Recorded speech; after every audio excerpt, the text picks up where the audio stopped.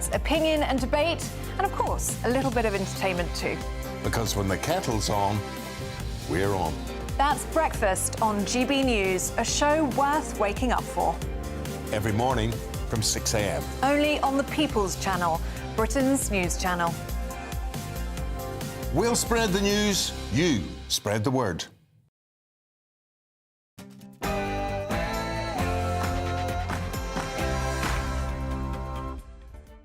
Good evening, you're watching State of the Nation tonight on GB News with me, Matt Goodwin, and boy, have we got a good show for you tonight. After the Supreme Court ruling on Wednesday defining what a woman is by law, I'm calling for Nicola Sturgeon tonight to publicly apologise to all those campaigners who have achieved this historic victory. And an exclusive interview tonight, I'll be joined by French philosopher and novelist Renaud Camus, who has been denied entry to the UK. This is a big bombshell story. Is free speech under threat once again in this country? We will be talking to him live tonight.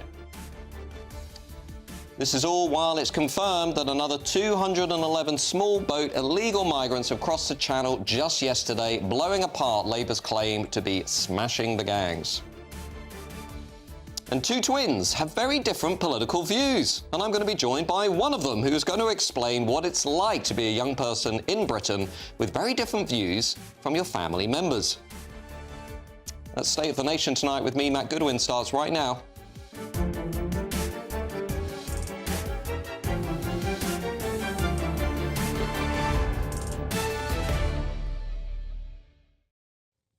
Now, I'll also be joined tonight in the studio by my top panel, political commentator Esther Kraku and journalist and broadcaster Zoe Grunwald. As ever, let me know your views at gbnews.com/yoursay. You can, of course, reach us on X at GBNews, but now it's time for the News Bulletin with Tatiana Sanchez.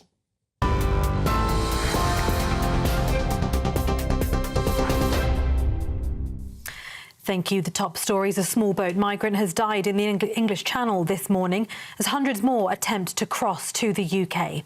The migrant's body was brought to Dover Harbour along with dozens of other migrants who were taken off a small boat in the middle of the Channel around 7 a.m. this morning. Border Force disembarked 51 migrants before the rescue vessel moved position to the nearby Dover RNLI station. The cause of this latest migrant tragedy is not yet known. At least 225 migrants have lost their lives in the Channel since the small boats crisis began in 2018. Home Office official figures confirmed 211 small boat migrants crossed yesterday. Meanwhile, more than 2,000 small boat migrants have arrived in the UK in a record week of illegal crossings, with hundreds more making the journey on Good Friday. GB News can reveal so far today 138 people have been brought to the Border Force Migrant Processing Centre at Dover Harbour. US President Donald Trump has suggested Buckingham Palace is setting a date for September for his second state visit to the UK. The president told reporters in the White House last night that he was invited by the King and the country. It comes after Sir Keir Starmer handed Mr Trump an invitation letter from King Charles in February during his visit to Washington. Mr Trump was hosted by the late Queen Elizabeth II during his previous three-day state visit. Traditionally, second-term US presidents are not offered a state visit and have instead been invited for tea or lunch with the monarch at Windsor Castle. In other news, US President Donald Trump will walk away from trying to broker a Russia-Ukraine peace deal within days unless there are clear signs that a deal can be done, US Secretary of State Marco Rubio has warned. After meeting with European leaders in Paris, Mr Rubio said, "We're not going to continue this endeavour for weeks and months on end." The Kremlin says Russia is committed to resolving the conflict, ensuring its own interests, and is open to dialogue. Donald Trump promised during his election campaign to end the war within his first 24 hours in the White House.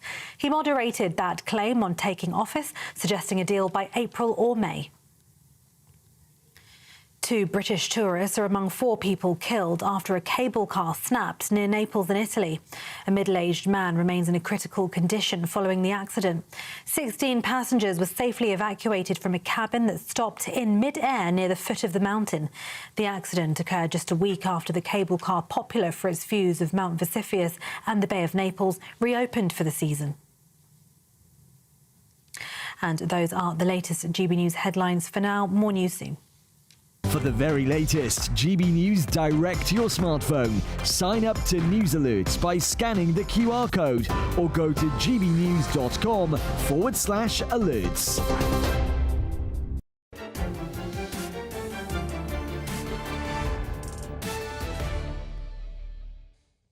Welcome back to State of the Nation tonight with me, Matt Goodwin. Now, we have an exclusive interview for you with the man who the UK has just banned from entering the country, French novelist, philosopher and critic of mass immigration, Renaud Camus. We will be joining me shortly live. But first, tonight I'm calling on Nicola Sturgeon to publicly apologise to the women and girls of these islands who have campaigned for women's rights so tirelessly. On Wednesday, Lord Hodge delivered the Supreme Court's ruling in For Women Scotland versus Scotland's ministers, and they declared that a woman is a woman. The definition of a woman is, of course, to be based on biological sex. Now, many brave women in this country who took on trans extremists and morally righteous politicians have been continuously vilified as bigots, transphobes, xenophobes, and threatened with death and sexual violence for many years. Some lost their jobs, some lost their careers, some lost their positions in public life simply because they stood up for what was right and what is also, by the way, science. And one of those people who attacked them in this way was none other than Nicola Sturgeon, who casually referred to them as bigots, transphobes, racists and homophobes. Like many other radical progressives, she said the concerns of women and girls were, and I quote directly, not valid. The Scottish government, under Sturgeon, passed a bill to make it easier for people to legally change their gender. In fact, teenagers. Nicola Sturgeon was accused by groups like For Women Scotland and others of ignoring or minimising women's concerns. Isla Bryson, a convicted rapist who transitioned after being charged, was initially sent to a women's prison. Nicola Sturgeon faced backlash for her government's handling of the case, and critics argued that it highlighted potential flaws in her radical gender recognition reform bill. She's accused opponents of her government's bill of using women's rights as, and I quote again, a cloak of acceptability to cover up what is transphobia. Sturgeon said that critics of her laws were deeply misogynist, often homophobic, possibly some of them racist as well. Indeed, she said that on the popular podcast News Agents with the likes of Emily Maitlis and John Sopel. She also tried to ram through some of the most radical laws in the Western world that would have allowed 16-year-olds to change their gender with almost no supervision. And reports state that high-profile female SNP members, including former MP Joanna Cherry, claim they were sidelined or bullied due to their gender-critical beliefs. But it's not just Nicola Sturgeon, is it? Governments, political parties, trade unions, the NHS, prisons, the police, sports organisations, educational facilities have all got the new law wrong, and they need to revisit their policies. They too should now apologise so we can truly move on as a country. Because now the highest court in the land has told Nicola Sturgeon that she was wrong. And when you're wrong, do you know what you do? You hold your hands up and you apologise. You say you're sorry. And that's exactly what Nicola Sturgeon should be doing right now. She should apologise to the women and girls on these islands. I'm joined now to discuss this by columnist and broadcaster Esther Craigcu and journalist and broadcaster Zoe Grunwald. Esther, hi. Nicola Sturgeon should resign, should she not?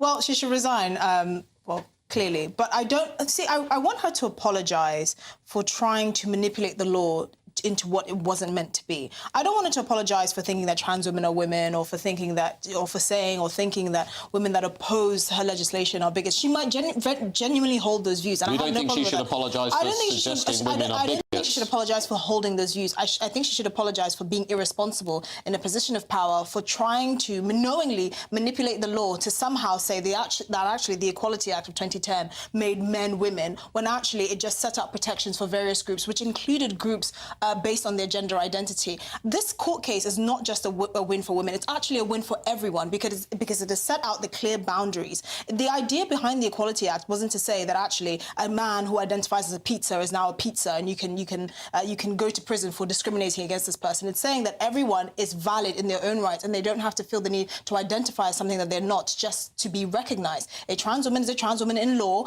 That does not make him or her, whatever, a biological woman, and that's what the law clearly stated. And that's where Nicola Sturgeon had knowingly tried to misrepresent the law for her own gain, and I think that's a crime. Zoe Grunwald, do you think Nicola Sturgeon should apologise? She did really reflect that quite ugly strain on the left of politics that struggled to accept gender-critical women and girls as being legitimate, acceptable voices in the debate? I think she needs to accept that there was heavy feeling on both sides, and that clearly there were concerns of women's groups about how, you know, bad faith actors, men posing as trans women, could potentially use, you know, these reforms to gain access to female spaces. And I think there has been, you know, it is clear that some of those claims have been dismissed unfairly, and I think those are valid concerns. My view of this is a bit different. You know, I do view trans women as women. I think I think the vast majority of trans people just want to be left alone to be identified however they want.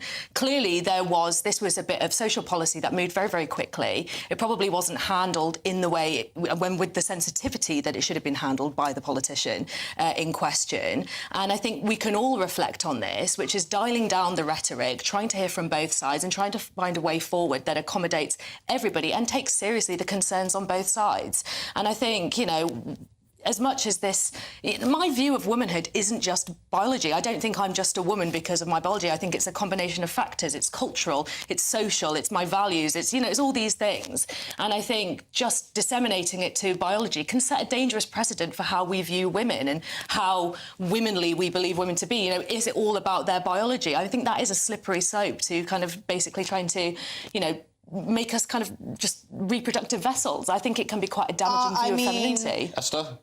That's clearly wrong. A woman is just a woman determined by her chromosomes and her reproductive sex. Now, what you choose to add on... What does that mean? People say this, but what does it mean? It's very simple. XX chromosomes and the ability to reproduce. Now, when you say things... When you say things like it depends on the culture and, you know, society and how society views you, you're transposing the other onto yourself. And guess what? People have different interpretations of that. What a woman is, socially, culturally, differs across the world. Some women are just seen as homemakers. Some women can, you know, be independent, whatever. But what it boils down to is your biology, and there's no taking away from that. The irresponsibility of Nicola Sturgeon is knowing very well that she chose to manipulate the Equality Act to ram through very extremist ideology, and I actually partly blame the Scottish system for that as well, because the amount of power in Holyrood that was concentrated in her household, i.e. between her and her husband, is criminal, and this is why a lot of her policies went through without scrutiny. Because there is no, just to say that it's you know, concern on both sides should have been considered. 44% of all trans-identifying individuals in prison are in prison for sexual violence-related crimes. That is not a small issue. That is not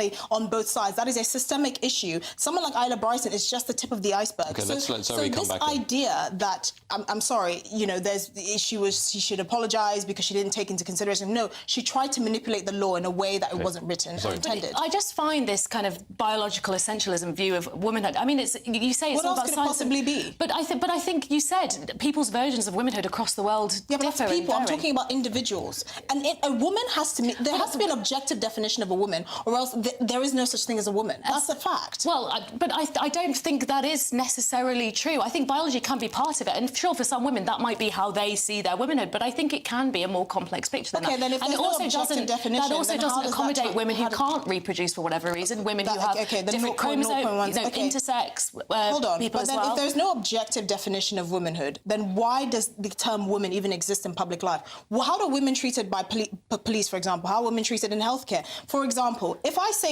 throw out a statistic... I think all of that is legitimate. No, I do. Hold on. If I throw out a statistic and say 72% of all women in Pakistani prisons are subject to physical and sexual violence, right? Can you then say, oh, but it depends on your definition of a woman? No, because they know what they're talking about. It's individuals with XX chromosomes that typically have the ability to reproduce. Just because someone might have 6 toes doesn't mean human beings have 6 toes. Generally, they have 5. I think what is clear here is the science behind it is very complex, and obviously... But it's objective. Okay, fine, whatever. But I think my point stands that clearly trans people do exist. They've existed throughout history, and they have, you know, they have rights. And I think what is difficult about this and what this shows is that a social policy that has so many connotations on both sides, has so much, you know, has consequences for women's rights, has consequences for women's spaces. It can't just be rushed through without discussion. It needs to be. You need to have groups on both sides coming, talking about it, and we need to dial down the rhetoric. I mean, suggesting what does discussion look like? Because here's the thing, I feel like discussion is one. To be fair, but discussion is one of those things that ultimately it's just about back and forth. Whenever we talk about discussion in the political sphere, it's all just, oh, let's talk about it. At the end of the day, you're going to have to do something about it, and there's going to be someone who's unhappy about it. Yes. If we keep discussing back and forth, the society has to choose to swing one way or another. You're either a man or a woman, and this is how we objectively identify you. We can't just keep having discussions about this. This is a very Can I just say one issue. thing? I think this conversation would be enhanced by having a trans person here to explain. But it wouldn't change anything. But it would. No, but we would have a better understanding. Neither of us, as far as I'm aware, are trans. We all have a great understanding. Here's the thing: the idea that no one knew of trans individuals, or that the idea of biological sex was completely elusive to anyone who didn't have a secondary school education, is ludicrous. I've spoken to many trans people. I've lived in parts of the world where trans people can't even access healthcare by virtue of who they are. But trust me, I understand it. It's not about having discussions, because the whole point of discussions is to land on just to land on one point or another. If how do we choose to land? If we just keep having discussions, we're just going to be in this state of limbo, and people's lives are going to be affected by it. I actually think this is a win for both biological women and trans women, because there's no ambiguity. Discussion aside, there doesn't have to be hostility or some sort of win to be hateful towards trans people. But this isn't a win, is it? Because it provides more questions. I mean, what is the point of a gender recognition certificate now? That is a question people are having. It's also the question of gay marriage, for example. People can say that they can legally get married, and so there's no ambiguity on that question. Religious people might feel that, this marriage is still not valid in my view as a religious person, but there's no ambiguity as far as the law is concerned, and this falls within the same line. There's no ambiguity as far as the law is concerned about what a woman is, but if a trans person wants some sort of legal recognition, and not to say that I just woke up and decided to dress up as a woman and therefore I'm trans, actually I have some sort of legal backing, that's fine, and they do have that. This is not a win against trans people or to encourage transphobia or anything like that. It's just we've had this discussion for well over a decade, and now we have clarity. OK, I understand what you're saying. I think other countries had already moved forward in this direction. So there was precedent for the decision that Nicola Sturgeon made. I do think she rushed into things. I do think there was dismissing of concerns on either side. I am a feminist. I have concerns about female safe spaces. I can see why concerns over that would be relevant here. Men don't need to pose as women in order to access women and hurt them. We know that they do that anyway. But I can see why things like female prisons or domestic violence shelters would have concerns over what this would have concerns over what this legislation would mean for them. I think it was a complex issue. I think it could have been handled better. And I think both sides. I think part of the problem is that the rhetoric got so inflamed that genuine conversations. You and I are both women. We have different interpretations about what it means to be a woman. That's fair enough. I respect your view. Hopefully you respect mine too, because it does mean different things to different people. We can agree on that. And I think trying to disseminate it into a policy proposal where you just dismiss the side you don't agree with is never helpful, and it leads to further inflamed rhetoric. I mean, just to go back to the original question, would it help, do you think, in terms of moving on and getting some clarity, would it help if perhaps all those people who had been so strident in their views just publicly said, OK, now is the time to try and forge a new consensus. Now is the time to perhaps apologise to some of the campaigners we had on this show yesterday who were vilified publicly by Nicola Sturgeon. Yeah, I do think that anyone who is engaging in that sort of toxicity honestly owes it to their conscience to apologise. However, I do think this legal clarification allows us to move on. I don't want people to feel the need to believe things they don't want to believe just because the law says so. I am not interested in that. I want to live in a country where people have their views and they're allowed to express them. And if I can't change your mind that a biological man can never and will never be a woman, that's fine. However, the law can't be ambiguous, because that is literally the metric by which we live our lives. And so I'm glad that at least we've had this clarification, and therefore these individuals on both sides can find a way to move forward. We know that we need to protect women's spaces. We can find a way to do that in sport. Whether we need to have a women's category and an open category, whether we need to segregate NHS wards by women and other. These are conversations now we can move forward. But this idea of we have to just keep going back and forth and having this endless discussion and never actually having something concrete legally is just... Zoe, just final word to you. I mean, we have heard from the Equalities Watchdog that this does open up space for a conversation about what that third space looks like, as Esther was just saying, essentially arenas whereby trans people won't be participating in women's sports, for example, but there might be another arena, where they could. What about that as some sort of compromise consensus position? To be honest, I think that's a question for the trans community, trans campaigners. What would they want that space to look like? How do they want to move forward? What does everybody want? But that's what I mean. Like, I think this needs to be a conversation where, and I take your point about you can have so many conversations, eventually you have to come to a decision. But I do think, as you say, going forward now, clearly there are parts of the trans community that are unhappy with this decision. There's going to be more discussion. The question over what a gender recognition certificate means now, all of these questions I think still need to be filled. And I think that is a conversation that needs to be led by trans campaigners and women's campaigners, and we need to try and come together, de-escalate this a little bit and try and find a way forward. I guess, can I just be very, very honest? The problem I have is when I hear these words around de-escalation, come together, just have a conversation, is the people who are pushing this very radical agenda for much of the last 15 years, from my perspective, had absolutely no interest in de-escalating, had no interest in compromise, had no interest in debate. I looked at organisations, I looked at organisations like Stonewall and others, and at times it was very dogmatic, it was very authoritarian, it was you're either with us or you're a transphobe or you're a misogynist or you're a homophobe or you're a racist, including some of the remarkable things that Nicola Sturgeon, among others, have said. And I'm sort of struck hearing these words and this call for de-escalation, not just from you, Zoe, but from many other people on the left, when actually what they've done for the last 15 years is jam this radical gender ideology down our throats, and our children's throats, by the way. And now they're saying, well, actually, we need to come together and forge a new compromise. I think the court's judgment is very clear. I think many people out there will be thankful for it. I take your point. I've always said, I've always seen both sides. I've always understood the concerns from both sides. I am a woman. I support trans rights, but I understand the complexities it opens up, the questions around science and biology and all these things that I am not equipped to tell you about because I'm not a scientist, I'm not a trans person. I have my perspective. I know how I would like to move forward.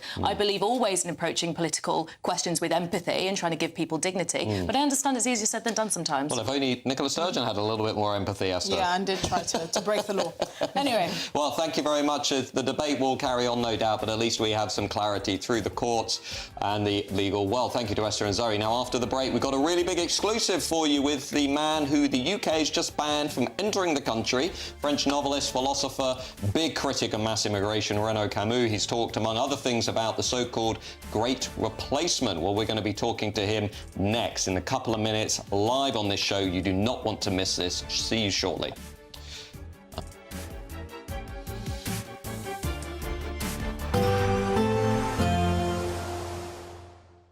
Dinner under the stars tonight? That reminds me of our travel insurance. You mean All Clear Skies? All Clear Travel Insurance sponsors GBNews Travel Destinations Forecast. The changeable weather across southern parts of Europe continues as we go into the weekend. Starting off looking in the east, and a fair few showers across the eastern parts of Greece into Bulgaria, also across parts of Montenegro and Croatia too. Mostly dry though for Italy. Heavy rain and strong winds pushing in across parts of Portugal and Spain. Meanwhile, the Canary Islands seeing a few spots of rain perhaps. A largely dry picture as we go into the beginning of next week, however. Bye-bye. All Clear Travel Insurance sponsors GBNews Travel Destinations Forecast.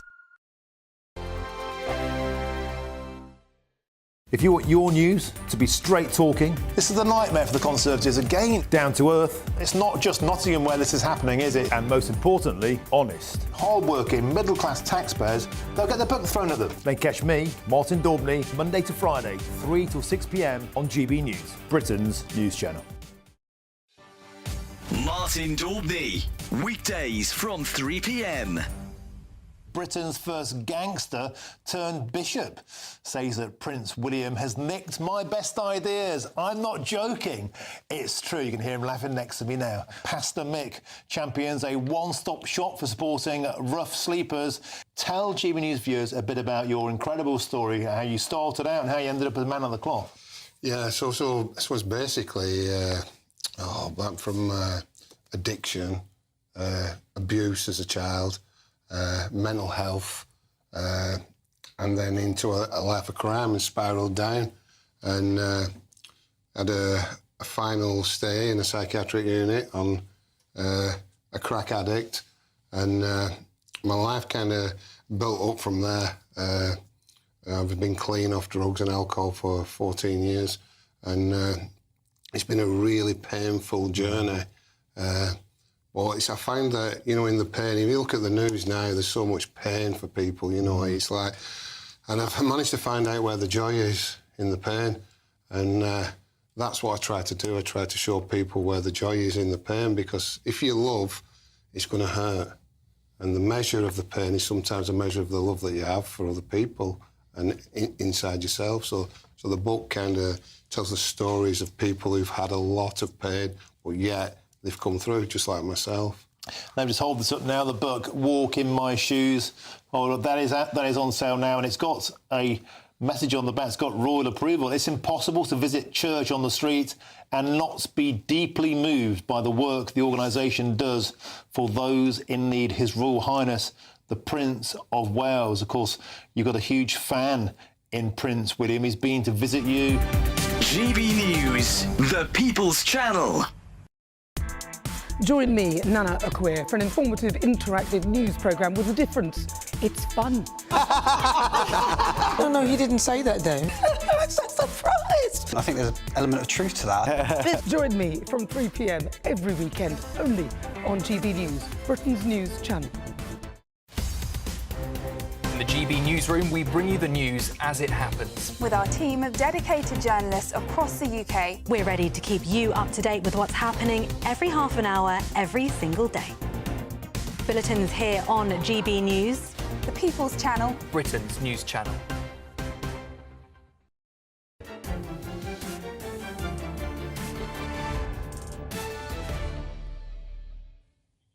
Welcome back to State of the Nation tonight with me, Matt Goodwin. Now, this is a big story in the newspapers today. A French philosopher, a French novelist known for his anti-immigration views, has been banned from entering the UK. Renaud Camus was denied travel authorisation by the Home Office under the new Electronic Travel Authorisation Scheme, and an email response stated, "Your presence in the UK is not considered to be conducive to the public good." Meanwhile, earlier this year, a convicted Syrian terrorist was allowed to stay in the UK after police backed their asylum claim, while 30,000 small boat illegal migrants, we don't know who they are, we don't know what they believe, we don't know what they've been involved in the past, have crossed into the UK since Keir Starmer and the Labour government came to power. Well, to discuss this case, first of all, I'm joined by columnist and broadcaster Esther Craigcu and journalist and broadcaster Zoe Grunwald. Esther, reading this story, it's a remarkable story about this very important and influential French intellectual being banned from entering the UK. What's your initial reaction? So this individual is quite interesting because he's the kind of proponent of and the creator of the Great Replacement theory, which is this idea that Western governments, in particular in Europe, have allowed their populations or allowing their populations, their native populations, to be subsumed by immigrants, mainly from Muslim majority countries in North Africa and the Middle East. And the idea behind the Great Replacement is that they're trying to replace their populations. Now, it's a theory, and whether this is their intentional plan is subject to dispute.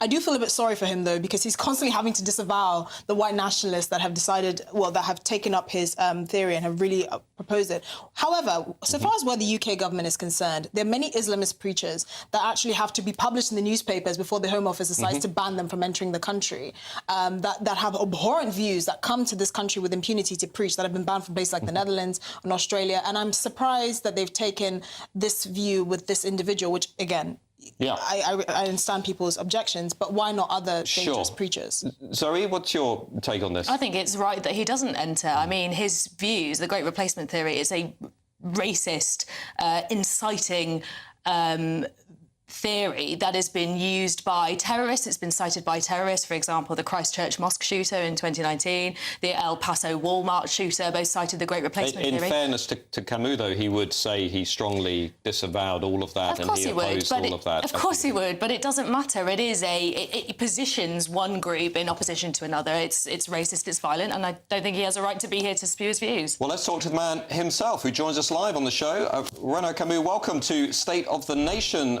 this evening. Thank you for dialing in from France. I would have liked to have had you in the studio to exchange some ideas and discussion with you in person, but of course the Home Office ensured that that was not possible. If we can start perhaps with your initial reaction to this judgment by the Home Office not to allow you into the UK because they consider you to be not conducive to the public good.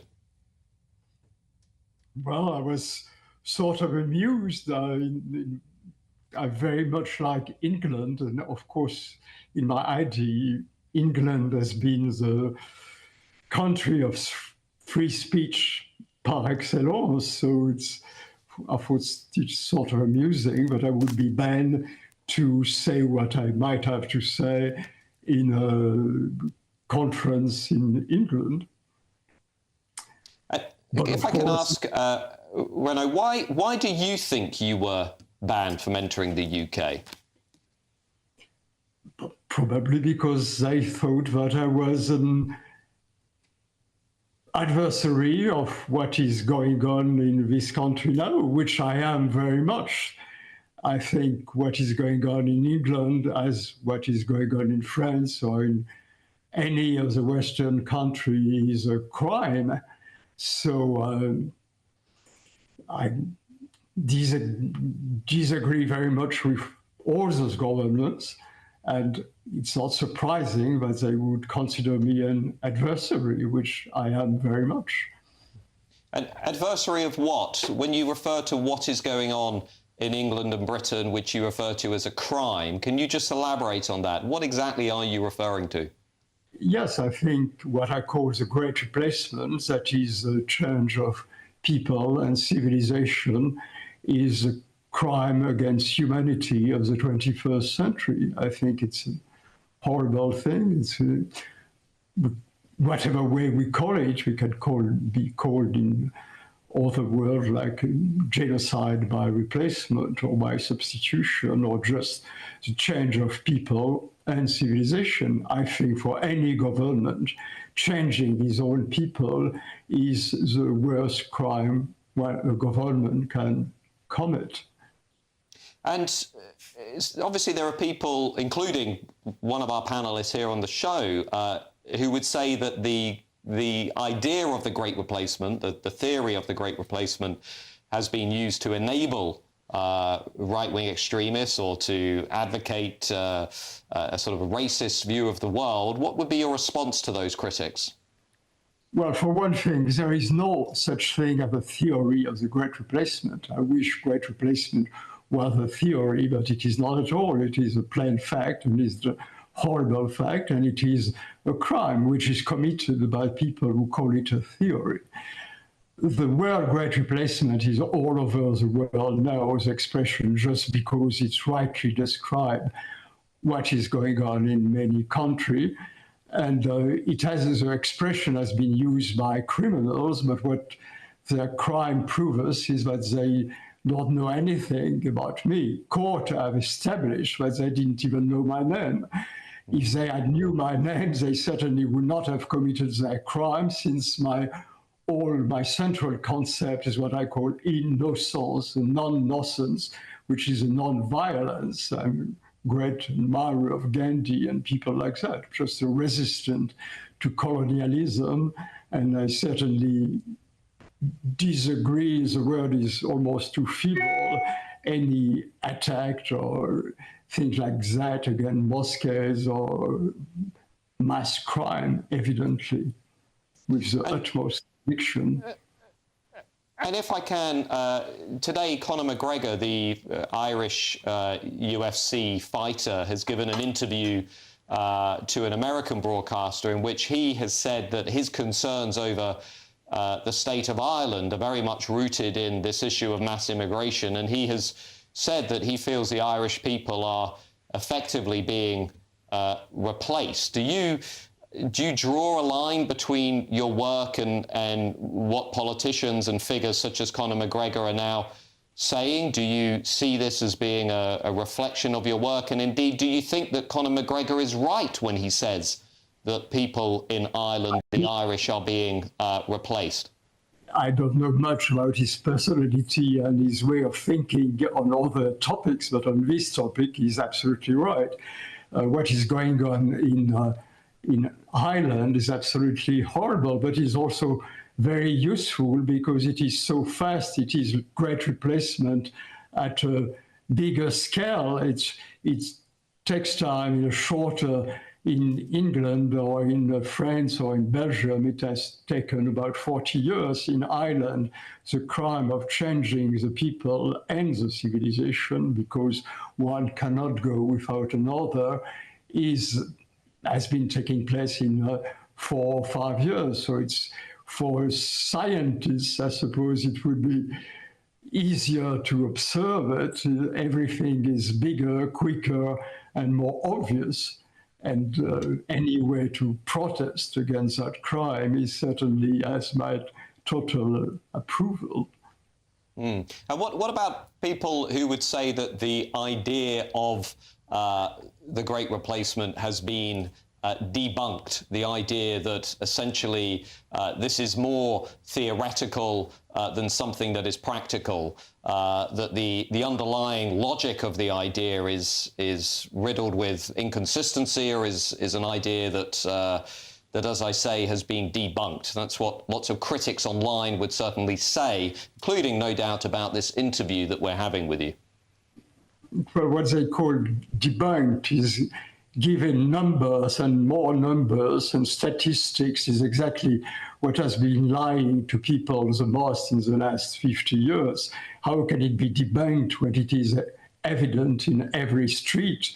It is a reality because behind every subject you can debate on TV, whether you speak of drugs, whether you speak of the number of rapes, of women's rights, of overpopulation in prisons. In every subject which is debated on television, the reality behind that is the change of people and civilization. And as far when it is not mentioned on any of these subjects, people are just escaping the reality.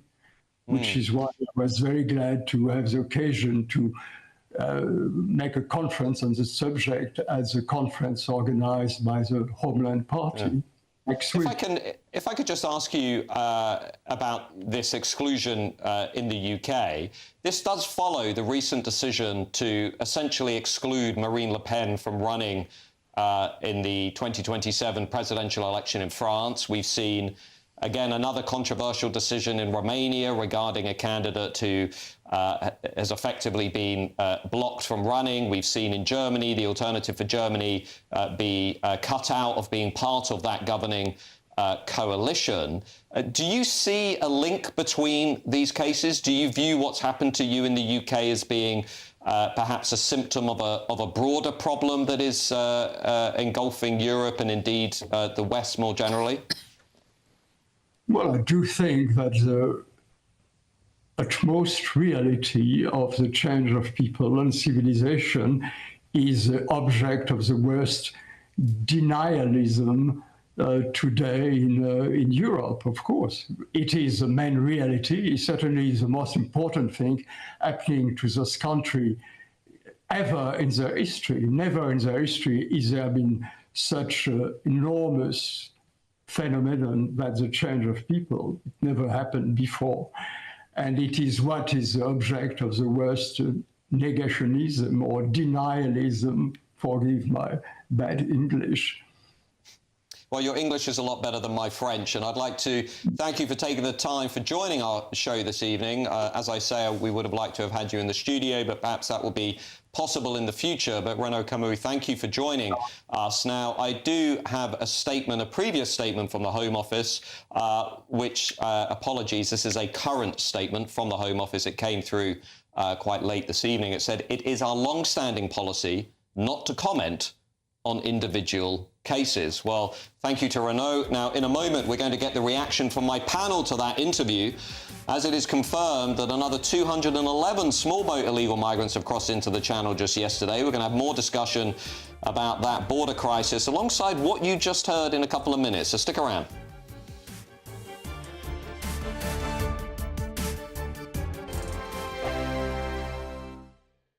Exciting news. Every Friday, my Patrick Christie's Tonight Show is going to have a twist to it. We're welcoming some special guests. You. That's right, on Fridays I'm going to be doing my show in front of a live studio audience, because this show is about you and what you have to say. It's going to be the same big debates, same big topics, same big opinions. But every Friday night at 9 p.m, you are invited to come on down to Patrick Christie's Tonight to be a part of the action. Only on GB News, the People's Channel, Britain's news channel. Hi, I'm Michelle Dewberry, and my show is your opportunity to cut through all the noise and dive in headfirst to some robust debates. Ideas clash. Situation, isn't it? Because the failure is... You're deliberately avoiding my point. Nothing's held back. And if you think this is the end of it, wait for more. And we do not shy away from the difficult stuff. Sometimes I want to shake people and say, if only you understood. So join me on Jubes & Co. weeknights at 6 p.m, only on GB News, Britain's news channel. The royal family is an enduring symbol of tradition, unity and pride for Britain. At GB News, we celebrate what makes this country great. In our new royal newsletter series, you can join me, Cameron Walker, for Inside the Palace, an exclusive look every week that takes you beyond the gates and brings you the very latest from those at the heart of the monarchy. Never miss a royal moment again. Sign up now. Go to gbnews.com/royal newsletter and get the latest straight to your inbox. Westminster, the ultimate clique. And you're fighting like rats in a sack. But here on the Camilla Tominey Show, we ask the questions the establishment media is too scared to ask. OK, let me ask you a straight question, because I know you're a straight-talking politician. Whether it's net zero, illegal immigration or law and order, nothing is off-limits. You had the power then. Yeah, as I and say, now you've lost it. That's the Camilla Tominey Show, a politics show that's fearless. But no, let me finish my question if you don't mind, because it is my show. Sundays at 9:30, only on GB News, the People's Channel, Britain's news channel. Good Afternoon Britain isn't just about us. The wonderful thing about this programme is it's about everyone watching. It's an interactive programme. Well, there absolutely is something to see here, and we're going to be talking about it more. Whether it's breaking royal news, please bring us up to date, or indeed a particularly punchy speech in the House of Commons. Very, very curious. We bring it to you live, and then we bring you live reaction as well. That's Good Afternoon Britain, weekdays from midday. Only on GB News, the People's Channel, Britain's news channel. This is Britain's Newsroom, where your voice matters. It's just astonishing. With expert analysis and honest opinion, we don't just keep you informed. We bring you unique perspectives you won't see anywhere else. Can't argue with any of that. When the news happens, it happens here. On Britain's Newsroom, weekdays from 9:30 a.m. Only on GB News.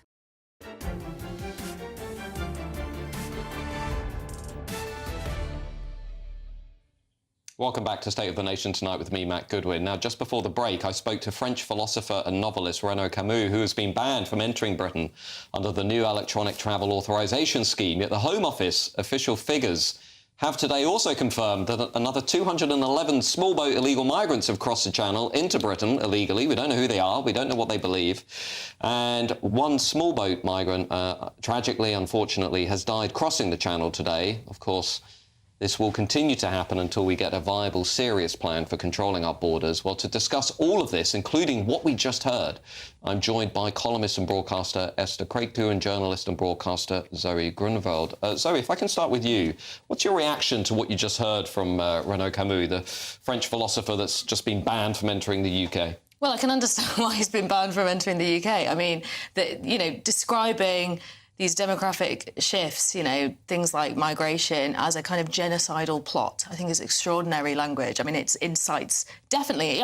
You can see how that can incite. He did also say that it's the greatest crime committed. I think it's inciting language. I can see why the UK government fear that this man would be dangerous to have in the UK, because it incites hatred and violence. We've already seen that his ideology has inspired terror attacks across the globe. But I'm sure there'll be lots of people watching this show who will also be thinking, well, we've also in recent months seen radical extreme Islamists marching through the streets of London, singing anti-Semitic songs, basically justifying genocide committed against Israelis.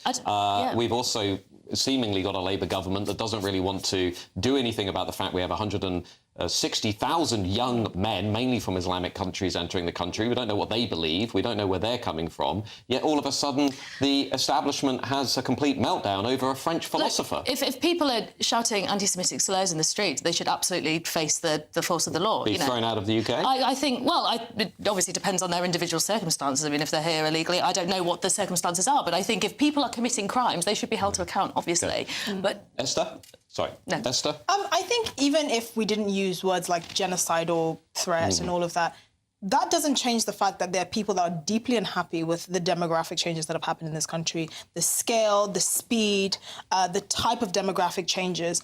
And I despair at what's become of the left in this country, because back in the 70s and 80s, they were the people that were supposedly standing up for workers' rights. They were supposed to be the people that were saying, actually, you can't let too many people into this country because it undermines our wages. They were the people that actually said, the government has a responsibility, a social contract to take care of us. And they actually had an identity and they knew what they stood for. Now, all of that has been broken down. If you want a country that functions, that has a common language, that has a common culture, you have to be able to, one, regulate your population and also be able to openly express who you are and what you stand for. And mass immigration, particularly from parts of the world where the cultures are incompatible with British culture, is detrimental. I wouldn't say it's genocidal. I wouldn't see someone from the Middle East and say this is a genocidal individual. Of course not. However, that does not change the fact that people have very negative feelings about the scale of demographic change and their speed and how it's affected our social services and what it means for our children. I mean, I think it's totally reasonable for a country, for voters, to want border control. I think that's... But it's more than border control. OK, I think that's reasonable. I think most governments would agree with that. I think, you know, I can completely understand why people might have concerns over that, absolutely. But that is not what he is saying. He is talking about a genocidal plot. You know, he is talking in language that actually has been picked up by far-right nationalists across the globe. You know, it's often associated, the Great Replacement theory, with anti-Semitism as well. I will say this, and this is not to defend him, but I suspect part of the reason why he feels very strongly about this is he's an openly gay man. He's lived in parts of France, where I've also lived, France has a very ghettoized sort of social housing system, where you have people of particular backgrounds, with particular religious views that actually either think that he should not exist or should be, like, thrown off a building. So I think that's part of where his strong beliefs stem from. Now, of course, no civilized society can use language like genocidal or whatever, but that does not change the reality of people's strong feelings. Well, the debate will continue, and it will continue right here on State of the Nation as always. Now, coming up, 2 twins, 1 ballot box. What happens when brotherly love meets political extremes? Come back in a couple of minutes. You're going to want to hear this one.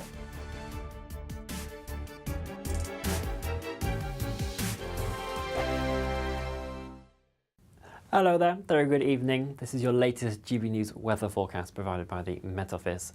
I hope you've been able to enjoy this first day of the long weekend, though some of us may well have been stuck inside for most of it. We've got continuing outbreaks of rain across many western areas this evening and overnight. These will be heavy in places and rain warnings remain in force, so do continue to take care. It'll be drier out towards the east, though for all of us it's going to be a mild night, temperatures holding up around 7 to 10 degrees Celsius. This east-west split in conditions will be continuing as we head into Saturday. So the northern Isles of Scotland, some brightness around, a few showers to watch out for, but other areas of eastern Scotland generally staying dry if rather cloudy. The rain, though, lingering out towards the west to make for a fairly damp and dreary day. The Antrim and Mourne Mountains across Northern Ireland could well pick up quite a lot of rainfall throughout Saturday, so it is worth taking care if you are out and about in any of these regions. It should, though, hopefully be an improving picture for Wales and southwest England. While certainly there'll be some rain around first thing in the morning, it should be turning drier with the rain easing off later and allowing for a few brighter spells to be developing into the afternoon. But the best of any sunshine will always be out towards the east, though it is going to be feeling cooler here compared to today, particularly with quite a nagging easterly breeze just coming in off the North Sea. But temperatures inland at least getting towards 14-15 degrees Celsius. As we head into Easter Sunday itself, the weather front in the northwest that's been bringing the rain will gradually fade out and weaken, allowing for that rain to eventually clear off. But we've got another system just pushing into the far southeast, and so there will be some outbreaks of more showery rain moving into southeastern England at times. But for many of us in between, it'll be quite a nice fine day, some pleasant amounts of sunshine in there for anyone that does have any Easter day walks. But keep the brollies on hand because those showers are going to be continuing and returning more widely as we head into Monday. Enjoy the rest of your evening. Bye-bye. This is Britain's Newsroom, where your voice matters. It's just astonishing. With expert analysis and honest opinion, we don't just keep you informed. We bring you unique perspectives you won't see anywhere else. Can't argue with any of that. When the news happens, it happens here. On Britain's Newsroom, weekdays from 9:30 a.m. Only on GB News. If you want your news to be straight talking... This is a nightmare for the Conservatives again. Down to earth. It's not just Nottingham where this is happening, is it? And most importantly, honest. Hard-working, middle-class taxpayers, they'll get their book thrown at them. Then catch me, Martin Daubney, Monday to Friday, 3 till 6 p.m. on GB News, Britain's news channel. Join me, Nana Akweer, for an informative, interactive news programme with a difference. It's fun. No, he didn't say that, Dave.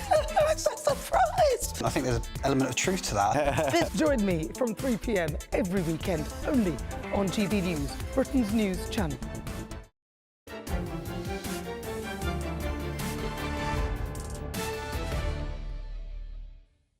Welcome back to State of the Nation tonight with me, Matt Goodwin. Now, in Gloucestershire, twin brothers are redefining family politics. Archie is a vegan, gay and a Liberal voter, while the other, Sam, is a Christian IT worker and considers himself to have small c conservative values. Though polar opposites, politically and personally, the 24-year-olds say their bond endures through mutual respect and fierce debate. Archie pushes for climate action and inclusivity, whereas Sam critiques the status quo with his conservative convictions. So let's find out more about their relationship and how politics can affect family dynamics, because, hey, it's Easter weekend, there's bank holidays and lots of families meeting up. I'm joined now by Christian musician and one of those twins, Sam Reid. Sam, tell us a bit about how this relationship between yourself and your twin brother has evolved in recent years, because I read about it today and was fascinated. You've gone on some pretty different political journeys. Absolutely. First and foremost, great to be with you, Matt. Oh, gosh, there's so much here, really. I started out in politics really quite from the beginning, not knowing where I stood, but having a view of the world that obviously, based on this article and from you talking to me now, has been, molded by my Christian worldview. And as I got older, I started to realize that me and my brother maybe saw the world slightly differently. So it's been very interesting. And I think the article was, for you, obviously quite interesting as well. So. Yeah, Sam, can I just ask, one of the points here is, there's a debate both in America and Britain about young men who are moving to the right. If you look at the polling, you look at the surveys, supporting Donald Trump, supporting, parties on the right here.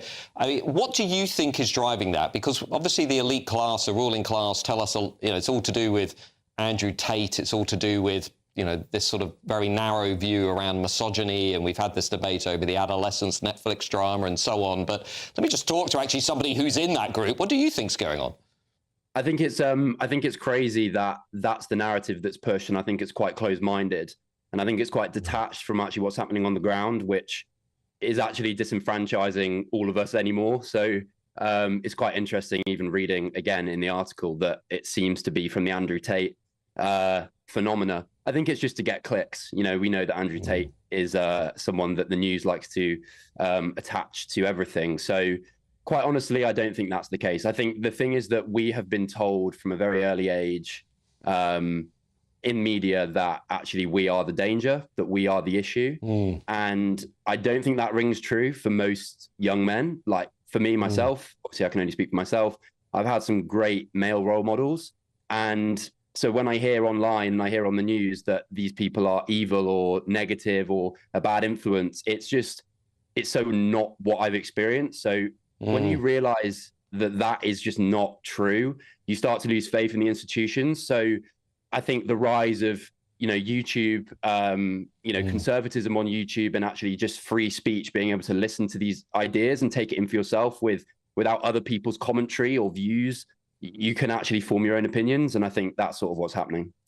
Well, let's just pick up on that free speech point, because you were more than willing to jump into this discussion with us about your own life experience, but your twin brother was not. And it seemed to be perhaps touching on this broader debate about maybe folks on the left today, younger people, less willing to engage with television, media that might challenge their values and opinions. What's your take on that? Genuinely, I think it's because if you are someone who's a free speech advocate, which we can see on the right is something that we almost hold as a virtue, it's because we believe the truth will set us free. I don't know who said it, but it's like the truth doesn't need defending. You let it loose and it fights from itself like a lion. So if we are aligned with truth, we don't need to fear about having debates or having conversations. If it's true that having honest, good debate is better than being violent and being quite closed-minded and not being able to listen to other people's views, which is actually quite funny how that's the tolerant idea on the left when actually it's very intolerant of a wide, broad viewpoint. I think for me on the right, now I know I'm on the right based on these things. I just think why not talk about things? Why not have a debate? Why not be honest and wear your heart on your sleeve? At the end of the day, well, I tell you what, Sam, there's lots of people out there looking for reasons to feel hopeful and optimistic about the future, and I think you've just given them one. So thank you for joining us. Now, up next, though, after a wonderful State of the Nation, is Patrick Christis. Patrick, what have you got on your show this evening? Well, I'm here with my live studio audience. Hello, everybody. Fantastic. Yes, we're going to turn this Good Friday into a great Friday, aren't we? I think we've got a whole host of fantastic topics. Can I get a cheer just from the women in the room, please? It's been a good week for women, hasn't it? We're going to cover that Supreme Court case. We're going to be talking about all of that. Prince Harry's revealed that he needs protection because Al-Qaeda are after him, so that makes two of us, doesn't it? It's been a record week. It's been a record week again in the channel. When will that end? And Britain's sexiest man has been revealed. It's not me. It's not me. I'll see you shortly.